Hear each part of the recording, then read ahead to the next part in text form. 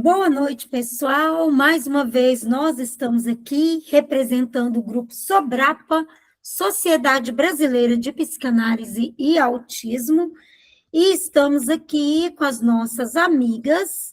Hoje, a professora Marianice Lisboa de Freitas, e também estamos com a psicanalista e nossa amiga Emília Cavaleira.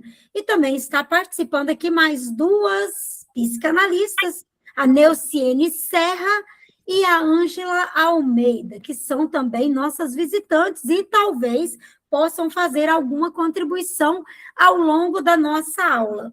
Então, pessoal, a nossa roda de conversas de hoje, ela traz um assunto bastante polêmico, mas de total importância. Na última aula sobre psicose, nós falamos sobre psicose e misericórdia, a importância de nós olharmos o outro com um olhar de amor. Seja a estrutura que for, nós devemos ter a aceitação. Por quê?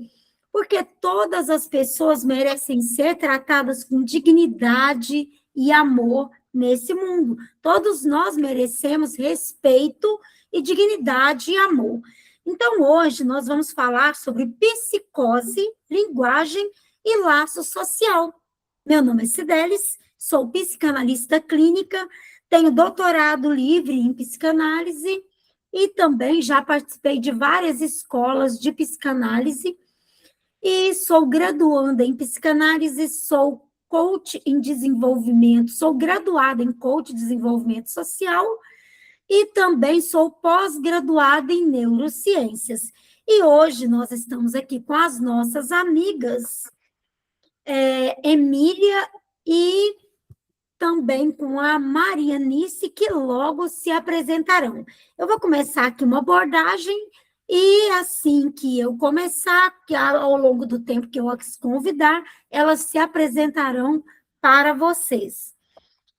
Então, pessoal, essa nossa roda de conversa, ela parte da perspectiva lacaniana. O sujeito não nasce pronto, ele é estruturado pela linguagem. O laço social, por sua vez, não é simplesmente convivência, mas é um efeito do discurso, ou seja, da forma como os significantes, de acordo com Lacan, vão se organizando na nossa mente e nos conduz à relação entre os sujeitos, né? De nós com o mundo. E qual que é a explicação didática? O laço social é definido como um efeito da linguagem, um liame entre aqueles que falam. Portanto, falar de psicose implica investigar como o sujeito se insere ou não nesse campo simbólico. Para iniciarmos, eu gostaria que vocês refletissem, pessoal. Qual é o papel da linguagem na constituição do sujeito? Então, na nossa aula anterior a respeito de psicose, nós abordamos a psicose a partir da noção de misericórdia, compreendendo-a como uma possibilidade ética de acolhimento frente ao sofrimento psíquico radical, porque a pessoa que ela tem o problema da psicose é um sofrimento radical para ela. Não é fácil lidar com essa situação, porque envolve muitas coisas, inclusive a exclusão. Elementos fundamentais para a relação entre psicose e essas abordagens, esses elementos fundamentais para que nós possamos compreender a estrutura do sujeito psicose. Então, a psicose, na tradição psicanalítica, não deve ser reduzida a um fenômeno puramente clínico e nosológico.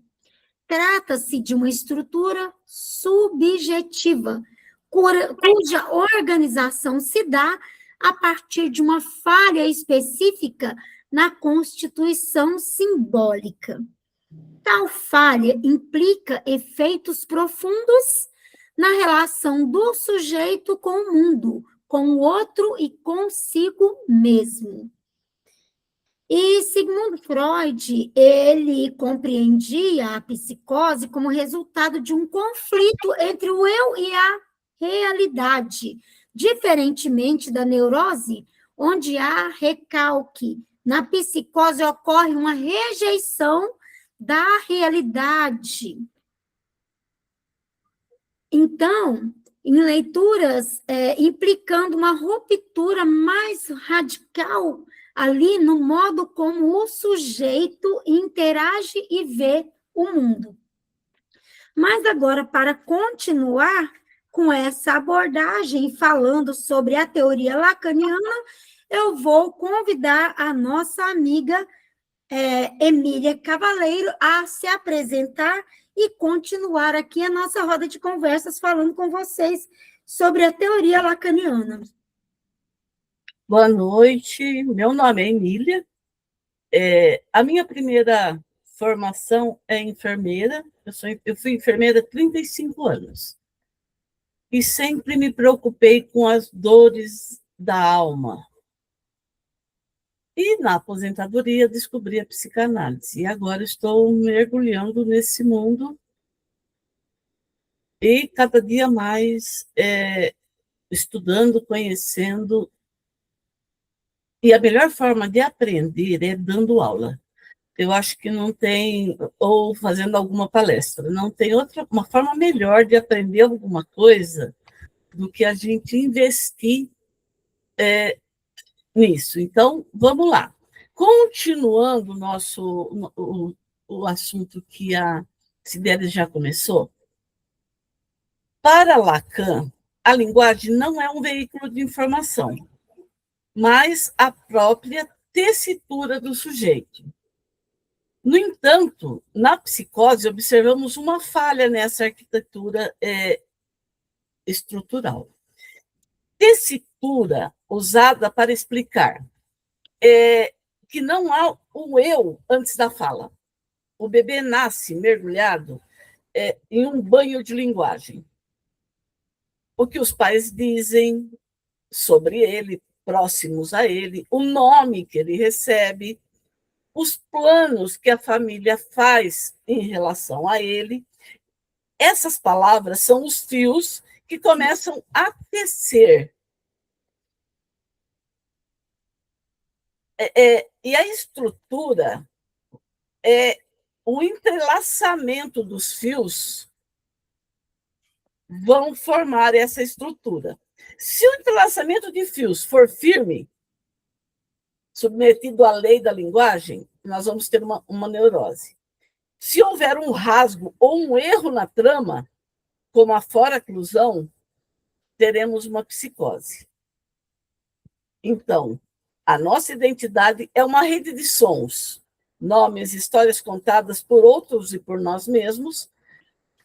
E se você destecer, ou seja, tirar esses fios, tirar a linguagem, não sobra o sujeito por baixo, porque nós somos linguagem. Então, eu disse que o sujeito é entrelaçado. Então, imagine um tecido onde os fios horizontais e verticais são os significantes, ou seja, as palavras, os sons, as figuras que nós vemos. Entendam, o sujeito não é o dono do tecido, ele é o resultado desse cruzamento de linhas. Eu falei em significante, né? Qual a diferença de significante e significado? Nós vamos encontrar em Lacan várias vezes essas palavras. Então, significante é a dimensão material da linguagem, o som, a letra, o gesto e a imagem. Não serve para dizer nada além daquela palavra. Ela serve só para representar esse sujeito. Um significante sozinho não significa nada. Ele só ganha valor quando se liga a outro significante em uma corrente. O som puro, é o puro som. É a pura marca que carrega a estrutura. Exemplo, pai. PAI, pai. O marido da mãe? O doador genético? Pai. Agora, o que é significado? É o conceito, a ideia e o sentido que a palavra evoca. Para a psicanálise, o significado é sempre ilusório. Então, quando você fala pai, o significado não é a definição que está no dicionário, o PAI, mas uma construção de sentido, que depende da sua história. E os outros significantes que vão vindo depois. Então, pai, o significado de pai, para mim, é o meu pai. É o que ele foi para mim. Bom, então, essa concepção indica que a realidade humana é mediada pela linguagem, que nunca recobre totalmente o real. Então, agora eu passo a bola de volta. Muito obrigada, Emília. Então, vocês perceberam aí, né, na linguagem, na maneira da Emília explicar, de maneira muito didática, muito fácil de entender, que, por exemplo, um elo de uma corrente é um elo só, mas cada significante é um elo que vai se unindo para se formar uma estrutura de um sujeito. Então, dependendo do estilo da estrutura, o sujeito se torna neurótico, dependendo da estrutura, ele será um perverso ou um psicótico. Então, nós temos até algumas maneiras de explicar isso, por exemplo, tem o barco, o neurótico, ele chega sem nada no barqueiro, chega cheio de mala no barqueiro e quer atravessar. E o barqueiro vai falar, olha, para você atravessar, você deixa tudo.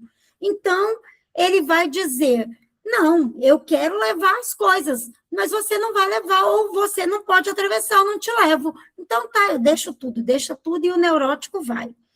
Já quando é o perverso, tem alguém com dois sons ligados. Eu acho que é a Anice. É porque tá dando eco. Isso, agora tem que desligar um dos aparelhos. Ou o som, pode ser o som. Só um pouquinho. Não tem nada ligado, não. Mesmo? Não, tudo bem, eu vou continuar aqui. Você pode tirar o microfone só? Aí, obrigada. Daqui a pouco eu te chamo aí, você vai falar. Então, pessoal, já o perverso, ele chega cheio de mala, ele quer atravessar, o barqueiro diz, você só vai se você deixar tudo, porque não dá para levar você e suas coisas. E ele vai esconder debaixo da roupa o que ele quer levar, e ele vai levar. Ou seja, ele vai fazer o que ele quer de maneira escondida ali, fazendo de conta que não está fazendo e vai fazer. Que esse é a estrutura do perverso. Já o psicótico, ele vai chegar cheio das malas, cheio das coisas para levar, e o barqueiro vai falar, você não vai levar, porque não cabe você e essas coisas. E ele vai falar, eu vou levar sim, eu quero levar, eu vou levar, vai colocar tudo no barco, e o barqueiro vai ser obrigado a levar com risco de afundar junto. Então, é assim que são as estruturas, mudando o conceito de cada um, né? Então, cada um desses é de uma maneira diferente, a maneira de explicar, mas de uma maneira simbólica a estrutura de cada um. Por quê? Porque, na verdade, cada um desses sujeitos não significa que a neurose, a psicose ou a perversão seja uma doença exatamente, totalmente. Muitas pessoas que são neuróticos, que parecem o mais normal, podem estar por aí matando e provocando coisas, porque ele não está tratado, e no momento ele pode estar com dificuldades de enfrentar a vida por algum motivo dele. Mas talvez o psicótico que está tratado, que está usando um medicamento, ele vai conseguir conviver ali com o seu delírio, com a voz que ele ouve, com o que ele imagina e conviver bem em sociedade. Então, essa é uma realidade. Então, não há motivo para que nós tenhamos preconceitos. Então, pessoal, nós precisamos entender que estruturas não significa defeito da pessoa. Muitas vezes ela só tem um modo diferente estrutural de ver o mundo. Então, Freud aponta que na psicose o sujeito não apenas recalcaria conteúdos intoleráveis, mas ele rejeitaria partes da realidade externa, reconstruindo-a de forma delirante. O delírio, nesse sentido, não é um mero sintoma, mas sim uma tentativa de cura, uma tentativa de reorganização possível diante de um colapso psíquico que aquela pessoa tem, que faz parte da estrutura dela. Essa concepção, ela inaugura uma compreensão final. O sujeito psicótico não está fora de sentido, mas produz uma nova ordem de sentido. E, para continuar falando sobre isso, eu vou convidar a nossa querida psicanalista Maria Nice, de Lisboa, Albuquerque. Não, Albuquerque, não, Nice. Nice, liga aí o seu microfone, gente, talvez. Maria Nice. Boa noite, Sobrapa. Boa noite, Cibeles. Boa noite, Emília e demais psicanalistas participantes. Eu sou Maria Nice Lisboa de Freitas, sou psicanalista, graduanda em psicanálise e psicoterapia. Estamos aqui hoje para dar continuidade à nossa aula sobre psicose. Dando continuidade ao contexto das colegas, podemos acrescentar que a linguagem também produz uma falta estrutural. E é essa falta que sustenta o desejo e também o sofrimento das pessoas que têm a síndrome, né, de psicose. O sujeito, ele tenta se inscrever no campo do outro. Quer dizer, no campo da linguagem, para ele obter reconhecimento. E quando a gente fala de uma linguagem em uma falta, a gente está se referindo a uma ausência de uma estrutura clara. Quer dizer, uma linguagem que não segue padrões previsíveis, não tem uma organização lógica. É como se a comunicação ficasse fragmentada, sem um encadeamento coerente. E isso dificulta a compreensão, porque o receptor não consegue prever o sentimento ou seguir uma lógica.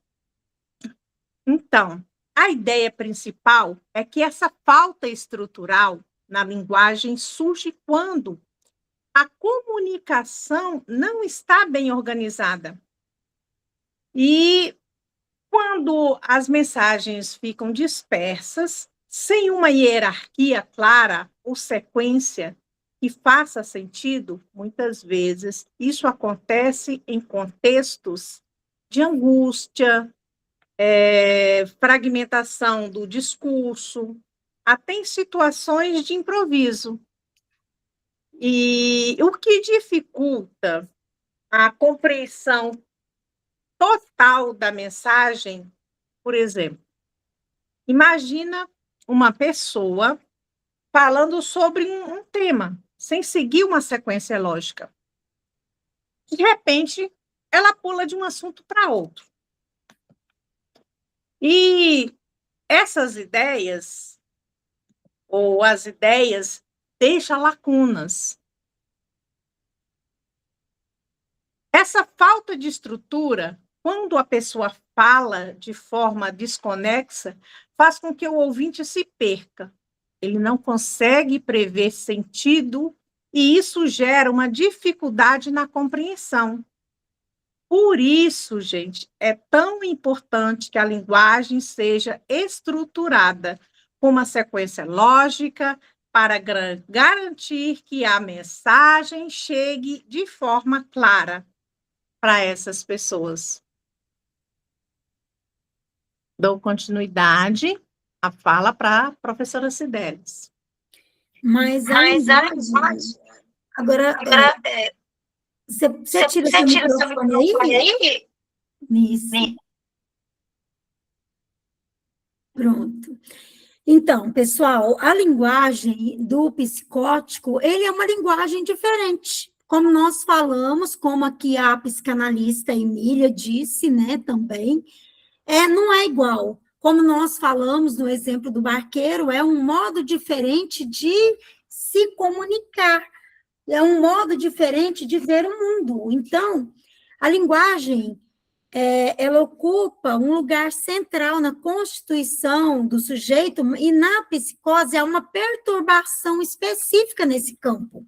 O sujeito psicótico, ele pode apresentar neologismos, criação de palavras diferentes que são dele, ficar repetindo, a repetição da palavra, ele está se autorregulando quando ele fica repetindo a mesma palavra. Por exemplo, alguém que fica mamãe querida, está se autorregulando, está trazendo uma calma para o seu interior. Deslizamento de sentidos, fragmentação do discurso, literalização da linguagem. Esses fenômenos não devem ser interpretados como presença de lógica, mas como expressão de uma outra lógica, uma lógica singular marcada pela tentativa de dar consistência ao real que irrompe. A linguagem, nesse contexto, ela deixa de ser mediadora e passa a ser invadida pelo excesso de significação. Para ele, para o psicótico, tem um significado a pessoa que ele está pensando que está ali do lado, conversando com ele, o amigo imaginário que ele vê, ou pelo colapso de sentido dele. Psicose e laço social é muito importante, mas também existe a questão da exclusão e a estigmação, gente. E nós precisamos olhar para isso, por quê? Porque todos nós precisamos ser tratados com devido respeito e com devido amor. E, como a Alane, em outras aulas, comentou, muitas vezes o governo falha um pouquinho nisso, né? Então, pessoal, o sujeito, a dificuldade de inscrição simbólica repercute diretamente no laço social. O sujeito psicótico frequentemente ocupa uma posição de exclusão, ou seja, ele não tem a compreensão social, e seja pela incompreensão social, seja pela incapacidade das instituições em acolher a sua diferença, a sua singularidade. E nesse ponto é importante nós articularmos o conhecimento de Pierre Bourdieu, um psicanalista cuja teoria nos campos sociais permite compreender como normas e estruturas sociais reforçam processos de marginalização. O sujeito que não corresponde às expectativas normativas de um grupo, ele tende a ser o quê? Ele tende a ser silenciado, ele tende a ser patologizado de forma reduzicionista, ele tende a ser excluído de espaços de pertencimento. Isso não acontece só na psicose, acontece em outros lugares também. Quando, por exemplo, alguém está incomodando, até mesmo por ser um psicanalista, pode acontecer de haver um desejo de exclusão de alguém por um motivo fútil, porque a pessoa está passando conhecimento sobre a mente, que não tem nada a ver ali, mas as pessoas pensam que tem, e vestem um chapéu que não é delas, e assim passam a estar ofendendo e excluindo os outros. E na psicose ainda é um pouquinho pior. Então, a psicose não é uma condição clínica, mas um fenômeno social e político que deve ser tratado como um fenômeno social e político para que haja o cuidado com quem precisa desse cuidado. E entre o real e o simbólico existe o sofrimento e a invenção do próprio psicótico ali, de como ele vê o mundo. Apesar das dificuldades estruturais, o sujeito psicótico não está condenado à desorganização total, gente. Por quê? Porque ele tem capacidades maravilhosas, sabiam?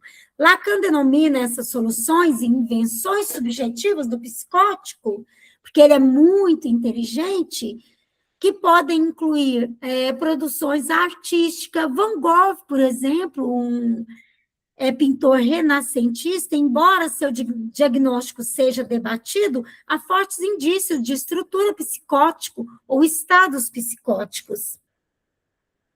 E aspectos relevantes em sua obra, como o uso de cores fortíssimas, os intensos de cores e de movimento ali, como o quadro dele, A Noite Estrelada, expressa estados internos de angústia, de fragmentação, de uma dupla personalidade ali, de alguém que ele imagina ser e alguém que ele é, né? E o outro que ele pensa ser. Então, pessoal, do ponto de vista lacaniano, sua pintura pode ser vista como uma invenção subjetiva, uma tentativa de dar forma ao que escapa à simbolização. Sistemas delirantes organizados. Arthur Bispo do Rosário, Delírio, ele organizado como obra, ele foi uma pessoa nascida no Brasil, internado por décadas em instituições psiquiátricas. Bispo do Rosário produziu uma vasta obra composta por bordados, mantos e assemblagens. A característica dele é a organização minuciosa e sistemática de objetos. A missão delirante, a imaginação do bispo era que ele queria organizar ali a sua missão delirante. Deixa eu procurar aqui, pessoal, porque eu estou perdida um pouquinho.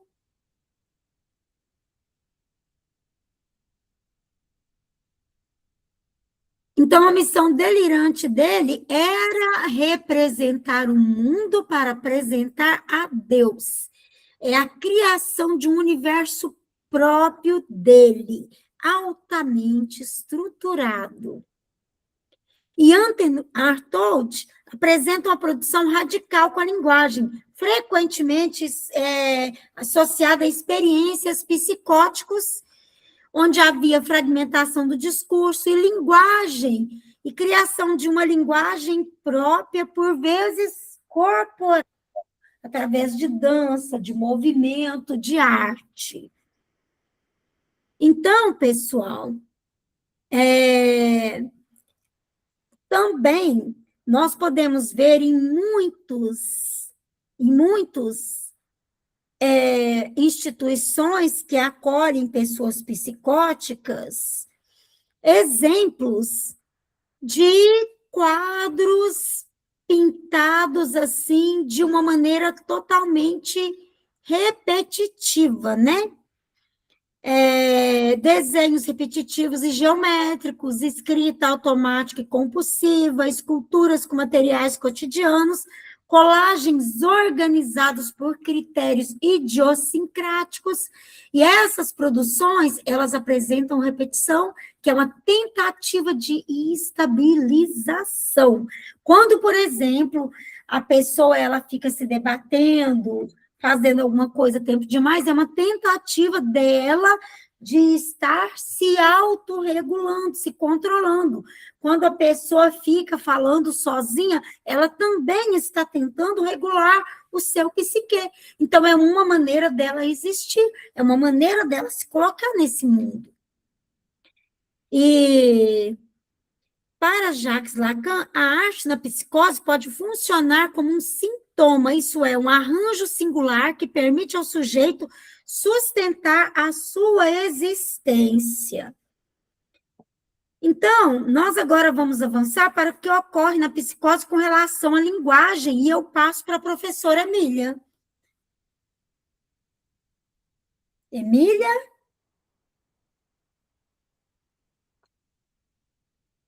A Emília deu uma saidinha. Você quer contar aquela sua experiência até ela chegar, aquela experiência que você preparou, Marianice? Ah, Alânia. Alânia, pode... Hã? Estava abrindo o microfone. A Alânia... A Alana já levantou a mão. Vamos deixar a Alânia fazer o comentário. Sobre a psicose e a neurose, porque as duas são muito semelhantes em partes, é por isso que é difícil de diagnosticar. Porque as partes semelhantes dela... Um pouquinho. Nice. Oi? Desliga seu microfone só um pouquinho, que está dando eco. Isso, pode falar, Alânia. Então, assim, é muito difícil para os médicos diagnosticarem corretamente, porque tem partes semelhantes da psicose na neurose. Como, por exemplo, essa ansiedade excessiva, esse sofrimento emocional contínuo, né, a origem dos conflitos serem psicológicos e terem significativos na vida diária, né, os sintomas de angústia e sofrimento, isso tudo é igual para os dois lados. Então, para psicólogos, para psiquiatras, é muito complicado diagnosticar, por isso que eles demoram geralmente 1 ano a mais, porque são muito semelhantes, tanto a neurose quanto a psicose. Mas na psicose em si, o que mais deixa perceptível ela são os autoflagelos, né? Porque os delírios e alucinações, ambos têm, só que de maneiras diferentes, em larga escala, né? Mas os distúrbios severos no comportamento, o excesso de agressividade com o outro é mais na psicose, porque ele perde a noção com a realidade. A neurose, não. Ele vive no conflito de querer estar na realidade, mas dentro dos padrões que ele cria, e não que a sociedade impõe, entendeu? Então, ele fica no mundo meio conglomerado, a neurose, né? O psicótico, não. Ele vive só no mundo dele. E o mundo dele não cabe no meio da sociedade, porque não tem limite. Não tem volta. Não tem remorso. Um psicótico, ele beira muito próximo ao psicopatismo e ao sociopatismo. Pode ver que começou tudo com psi, entendeu? É pelo mesmo motivo, não ter empatia com o outro, porque a dor dele é maior, o sofrimento dele é maior, a raiva é maior do que o corpo é capaz de suportar. Então a mente se desliga dos comportamentos humanistas. Então ele tem dificuldade para sentir dor também, ele é hipocondríaco muitas vezes, toma um monte de remédio, porque também não sente os efeitos do remédio. É muito complicado trabalhar com psicótico, que ele beira muitas coisas semelhantes, tanto com a neurose quanto com a histeria. Muito obrigada, Lânia. Agora eu vou convidar a Emília. Você está aí de volta, Emília? Estou. Isso, para falar sobre foraclusão do nome do pai. Sim. É uma coisa que a Lânia disse, eu acho que é importante a gente ressaltar. Já é difícil por si só saber qual é qual. E se a gente lembrar que cada um é único, não existem duas pessoas iguais, então fica muito mais difícil ainda, porque é único. Por isso, a escuta psicanalista é muito importante. Então, vamos lá. Então, na psicanálise, Lacan denominou fora-clusão do nome do pai. O que é isso, né? Que palavra? Isso significa que um significante fundamental não foi inscrito no simbólico para originar a realidade. Vamos traduzir. Diferente da neurose, onde o sujeito se submete à lei simbólica, o Édipo, na psicose ocorre a fora-clusão do nome do pai. Não é inscrito no registro simbólico a lei, a regra. A criança nasceu, só tinha a mamãe. Estava tudo bem, ela e a mamãe. Aí entrou uma terceira pessoa que trouxe a regra, a lei, para dizer, não, tem mais gente aqui. Vocês dois não são o mundo. Então, houve algum problema. Lembra o tecido se formando? Houve um problema aí. Há um defeito nessa construção. E esse indivíduo não registrou essa lei.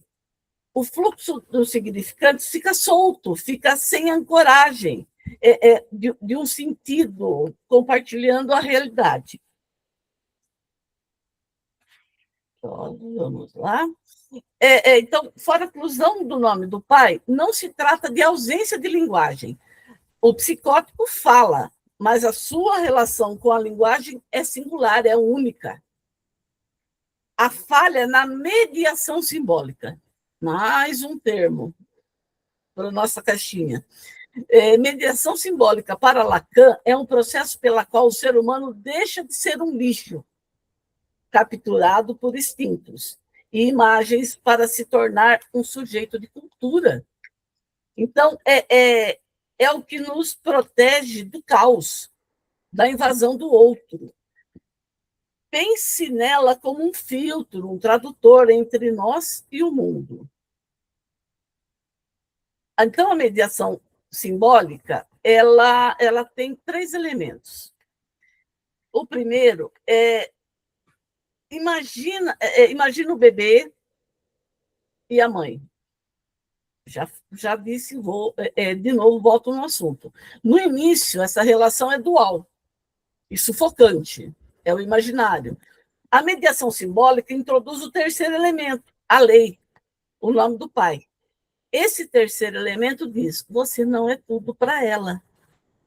E ele não é tudo para você. Existe uma lei externa a vocês dois. E essa mediação que separa o eu do outro.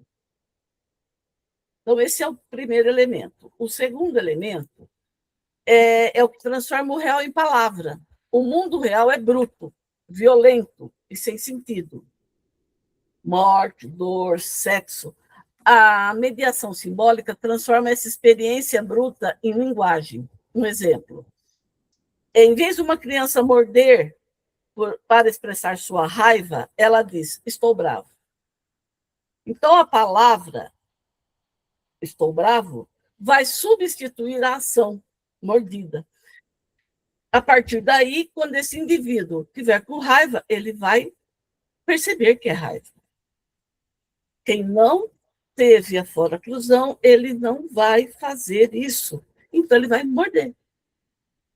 Ele vai continuar mordendo, porque ele ainda não entendeu e não transformou aquilo. E tem o último, que é o pacto da fala. A mediação simbólica permite que as pessoas convivam em sociedade e não se destruam. É o reconhecimento de que operamos sobre a mesma regra de linguagem, a lei. Quando essa mediação falha, como na psicose, o sujeito perde esse filtro.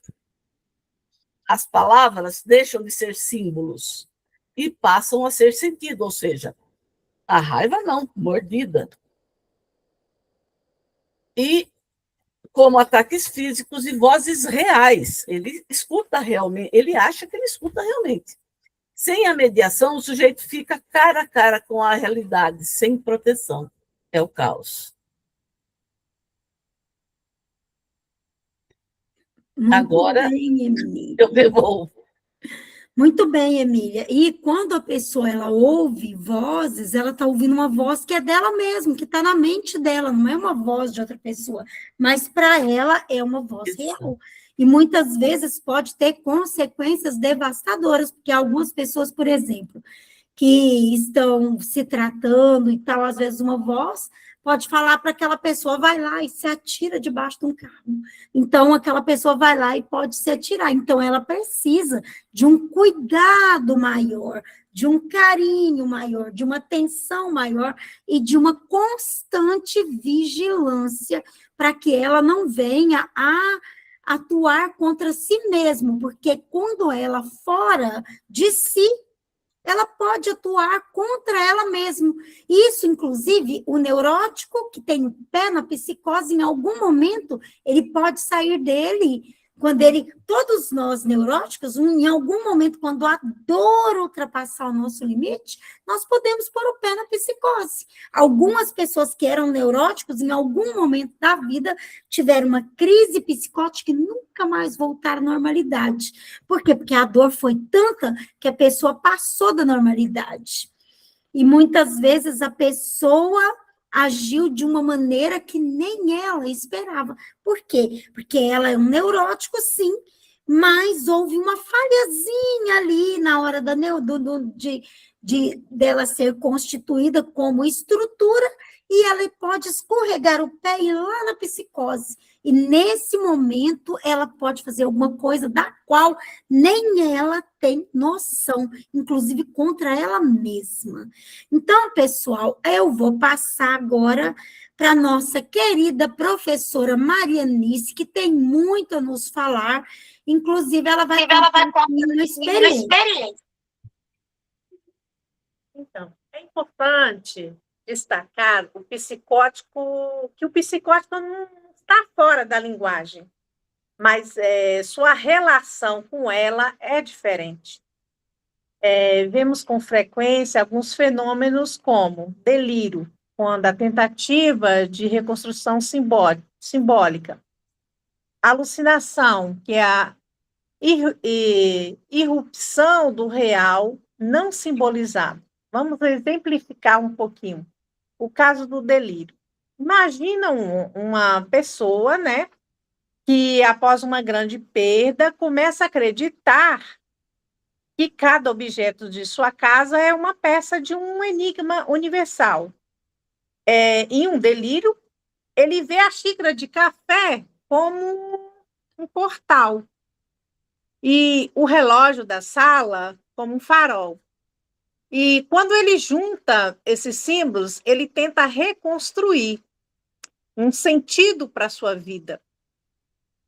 Aos poucos, o delírio se torna um ritual, no qual cada gesto simbólico o aproxima de uma sensação de pertencimento, ainda que frágil.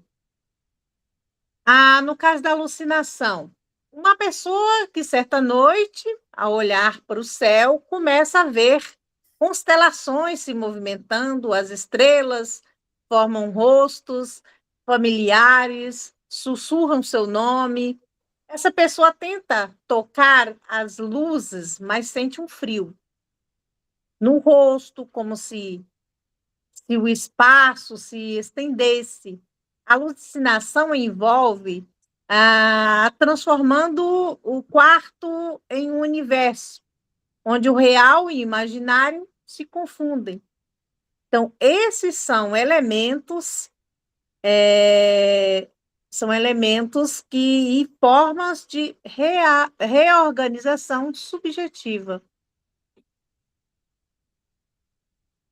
Gostei muito, Maria. Vai falar mais algum? Vamos passar para as mulheres. Vai passar. Continuidade. Você desliga esse microfone. Obrigada. Então, pessoal, agora nós continuando aqui, A alucinação é a irrupção do real não simbolizado, e esses elementos são formas de uma reorganização, como nós já falamos, um modo da pessoa estar ali se realinhando no seu psique, é uma forma dela estar se regulando. E esses elementos são formas dessa reorganização subjetiva, porque cada psicótico é um ser individual que vai ser totalmente diferente do outro. Com certeza não existe nenhum psicótico que é 100% ou parecido com o outro. Existe diferença de uma pessoa para outra, de como um vive a psicose e o outro também. Ou seja, o delírio não é apenas um sintoma, mas uma tentativa de cura. Uma forma do sujeito reconstruir sentido onde houve falha simbólica, né, pessoal? E aqui agora, pessoal, eu acho que mais uma vez eu passo para a professora Maria Nice, que ela vai falar sobre como tradicionalmente se considera, né, esse comprometimento no laço social na psicose.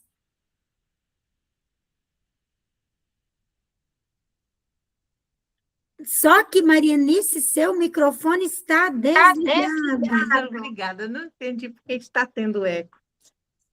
Então, gente, entende que na psicose ocorre uma ruptura, ou seja, um enfraquecimento significativo do laço social, o que dificulta a integração do indivíduo no convívio coletivo.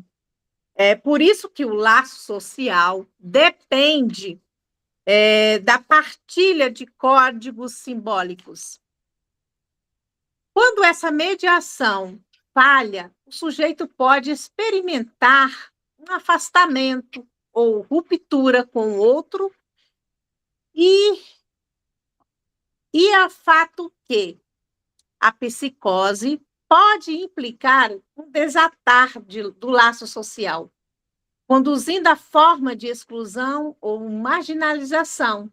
A psicose pode resultar em um desatamento do laço social, levando o sujeito a experiências de exclusão, isolamento, marginalização dentro das estruturas sociais.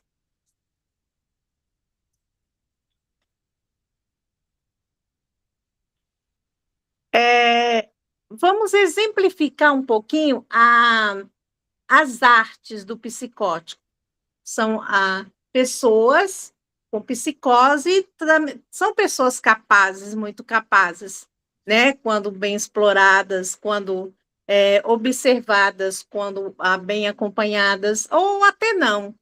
A gente pode pensar, por exemplo, como as alucinações visuais, de um delírio de um esquizofrênico, onde cores e formas se desdobram fora do real, ou ainda a música caótica, e aquela música repetitiva que o psicótico pode compor, como se as estruturas do mundo fossem desfeitas. Esses templos de arte são uma tentativa de dar forma ao caos interno que tem dentro deles. Na alucinação visual, a pessoa pode ver figuras geométricas se transformar em rostos conhecidos, se desmanchando no espaço. A imaginação cria isso. E já isso no campo visual. No campo auditivo,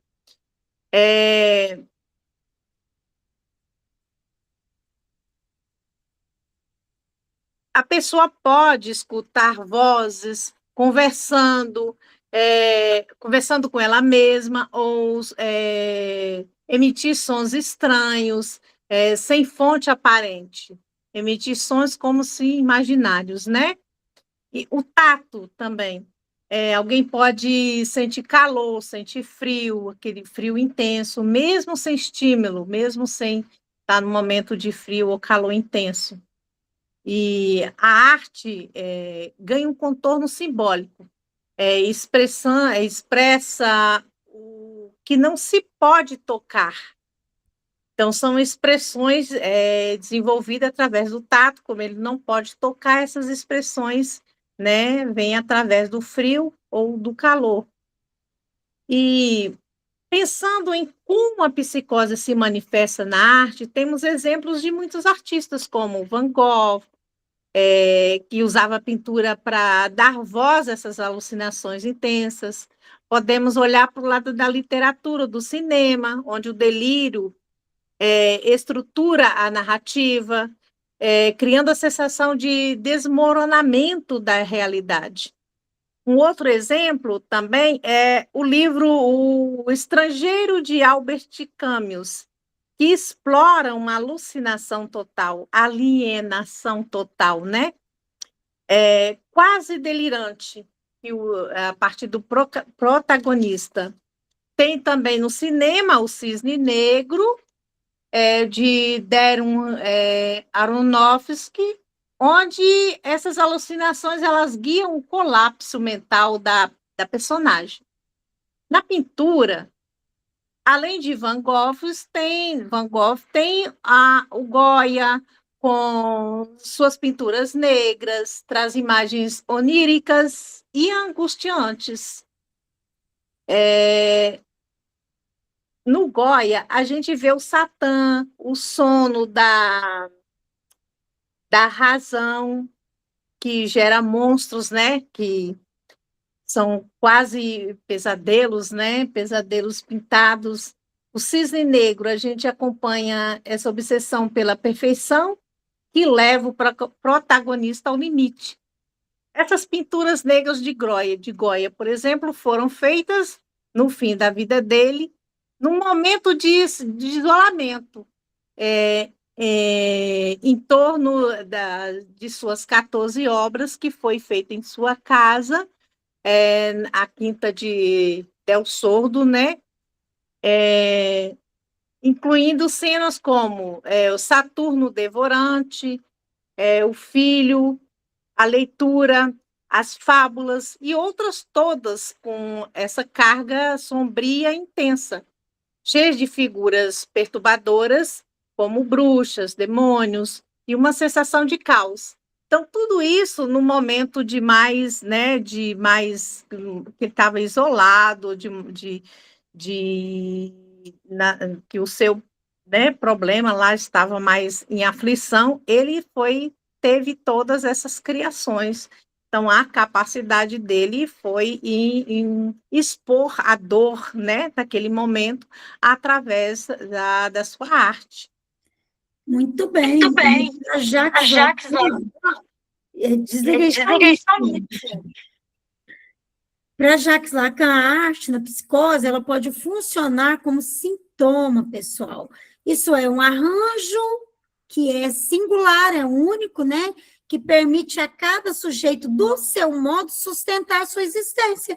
Mas agora eu vou passar mais uma vez para a nossa querida psicanalista, Emília Cavalheiro, e ela também vai continuar contribuindo aqui.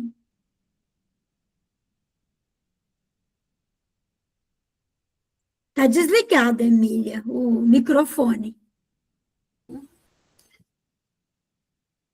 Eu não trouxe nada sobre a arte. Eu tenho um poema. Muito bom, querida. Pode falar que isso é maravilhoso. Um poema, vamos lá.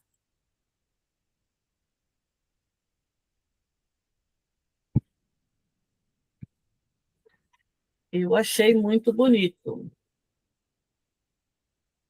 Ele se chama O Tecido do Ser. Não sou a carne, o osso ou o que o espelho dita. Sou o nó que se aperta na fala que me habita. Antes do berço, um nome que já aguardava ali. Um banho de palavras onde, enfim, me perdi.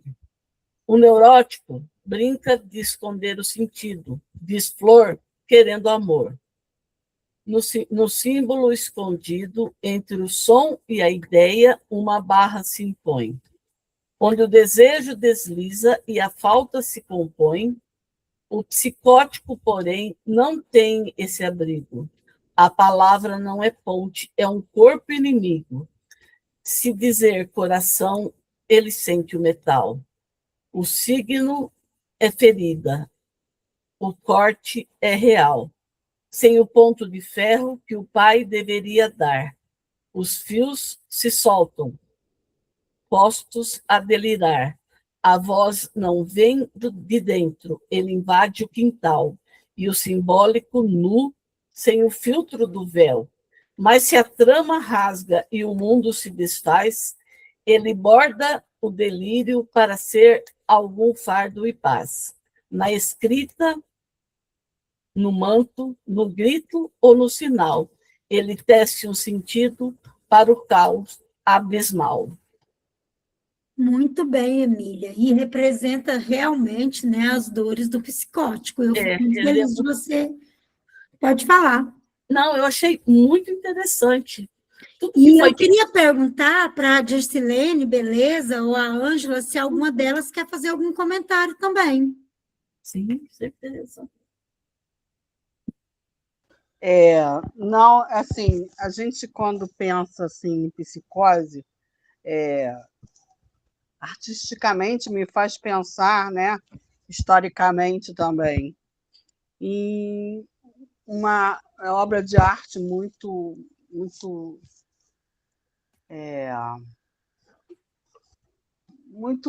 famosa, né, que se chama O Grito do Eduardo Monte, de Varmont, né? Então ele é um quadro muito interessante. Eu já fiz uma análise sobre ele, né? Então, quando a gente olha, né, cada um tem uma forma de compreender uma obra de arte, né? É uma coisa que muitas das vezes é muito particular. Ele tem as suas perspectivas também. Ele viveu numa época de transformação cultural e social profunda, né? Numa época em que tinha na Inglaterra estava se transformando, né, com a Revolução Industrial. A Inglaterra teve 3 revoluções industriais e no momento desse em que as pessoas começavam a ficar muito desempregadas e perderem postos de profissão, como muitas coisas que estão acontecendo nos dias de hoje para a gente, né? Quando a IA e quando a internet está substituindo muitas coisas, muitas profissões, né? Que vão desaparecer e vão surgir outras, né? Mas aquilo causava muito temor, o desemprego e as pessoas perdendo as suas profissões. Mas e todo um contexto de uma cultura, né, que foi se perdendo também, né? Porque quando você muda a, a, o suporte econômico, que a gente chama em história de estrutura, você muda todas as outras coisas, né? Que são as superestruturas, que são a política, o contexto social, mas a cultura, que quando muda em determinadas questões, ela vai mudando a maneira de pensar do ser humano, né? Porque a cultura é um modo de agir e de pensar. Isso que a cultura reflete. Então, quando a gente fala de psicose, né, a gente pensa que quando a pessoa não internaliza, né, essas questões culturais, né, que, que o sujeito entra na lei, ele tem que seguir regras, ele tem que ele sofre interdições, né? A questão do desejo, que não pode ser mais voltado para a mãe, né? E acaba se voltando, ele acaba entrando para dentro de si mesmo, né? E vai essa questão E é um mundo diferente, né, Ângela? Não, sim, ele vai quando ele não internaliza, né, essas leis, quando ele não internaliza, ele, como Freud já disse em muitas questões, a gente não fala, né, só quando a gente está consciente, mas a gente fala, muitas das vezes, o que está no nosso inconsciente.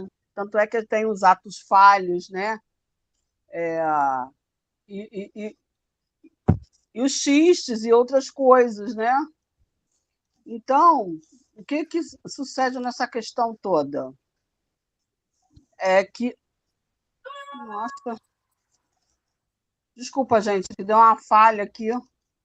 Mas o que acontece nisso tudo? É que o sujeito, a partir do momento que ele...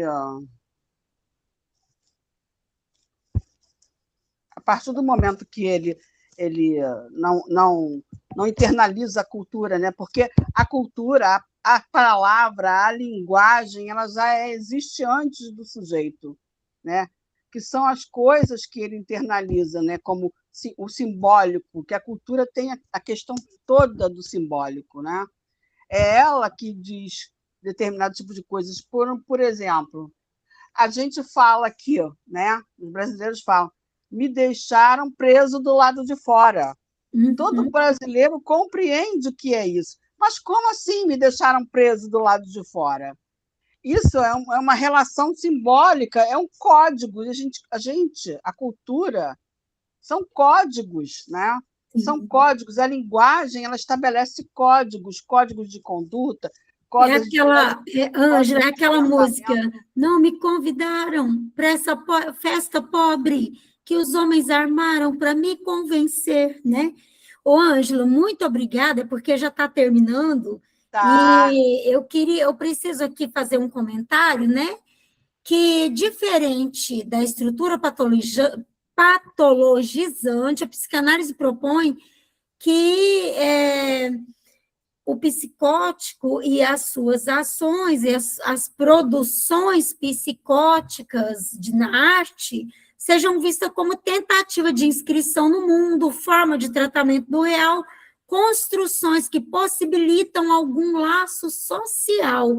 Então, pessoal, nós precisamos de ver com carinho, com amor, com respeito, todas as estruturas. E o que acontece é que existe mesmo uma falha social e política, sim. Porque muitas vezes, por exemplo, quando eu vou na cidade de Belo Horizonte, eu moro em Minas Gerais, cada uma de nós aqui é um estado diferente, e eu vejo muitas pessoas de rua, e elas são, na maioria, psicóticas. Então, falha, sim, na estrutura, e ainda bem que não existe mais o Hospital de Barbacena, onde tantos eram levados aqui em Minas Gerais e eram massacrados de uma certa forma e morriam de uma maneira bem abandonada. Mas, para terminar, eu agradeço, o Sobrapa se despede, a Cidelis, psicanalista, se despede, ao passo para a professora Marianice falar para a gente um poema, e nós vamos... primeiro, a Emília vai agradecer a vocês rapidinho, porque nós estamos com pouco tempo, e eu vou passar para a professora Marianice ler o poema dela para a gente se encerrar. Emília, pode despedir do pessoal.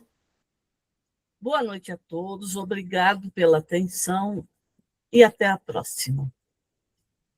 Agora a professora Marianice vai ler para nós um poema que ela também deixou aí separado para nós, que fala sobre a dor intensa do psicótico, que nós devemos respeitar e acolher. Então, eu escolhi esse poema, que eu lembrei de... Eu ouvi esse poema na época que eu estudei Fundamental 2. E assim, me lembra muito o tema que a gente estamos estudando aqui, né? E Esmalha, de Alfonso Guimarães, fala sobre a dor da pessoa, da psicótico, né? O que pode acabar levando ao suicídio. Quando Esmalha enlouqueceu, pôs-se na torre a sonhar. Viu uma lua no céu, viu outra lua no mar. No sonho em que se perdeu, Banhou-se toda em luar, queria subir ao céu, queria descer ao mar. E no desvaneio seu, na torre pôs-se a cantar, estava perto do céu, estava longe do mar. E como anjo pendeu as asas para voar, queria a lua do céu, queria a lua do mar. As asas que Deus lhe deu, ruflaram de par em par. Sua alma subiu ao céu, seu corpo desceu ao mar. Muito Muito obrigada. Boa noite Pessoal, a todos. Representa, acolha os seus parentes psicóticos e sociedade política, acolha as pessoas psicóticas. Se inscrevam no grupo Sobrapa e o canal Coisas de Ideias e deixa aqui seu like. Se fez sentido.